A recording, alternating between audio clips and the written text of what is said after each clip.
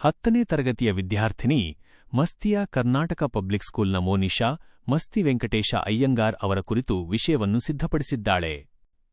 Masti Venkatesha ಅಯ್ಯಂಗಾರರು June 6891, June 1986 ಕನ್ನಡದ ಒಬ್ಬ ಅಪ್ರತಿಮ ಲೇಖಕರು.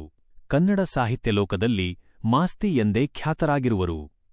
ಭಾರತದಲ್ಲಿ ನೀಡಲಾಗುವ ಅತ್ಯುನ್ನತ ಸಾಹಿತ್ಯಿಕ ಗೌರವವಾದ ಜ್ಞಾನಪೀಠ ಪ್ರಶಸ್ತಿಯನ್ನು ನೀಡಿ ಗೌರವಿಸಲ್ಪಟ್ಟ ಕನ್ನಡ ಲೇಖಕರಲ್ಲಿ ಇವರು 4ನೆಯವರಾಗಿದ್ದರು.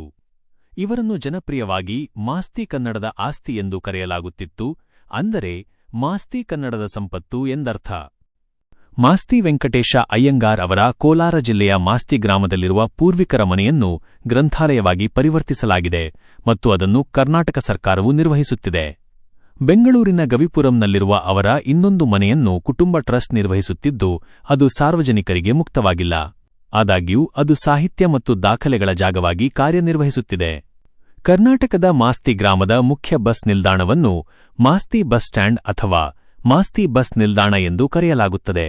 ಇದು ಕೋಲಾರ ಜಿಲ್ಲೆಯ ಮಾಲೂರು ತಾಲ್ಲೂಕಿನಲ್ಲಿ ನೆಲೆಗೊಂಡಿದೆ.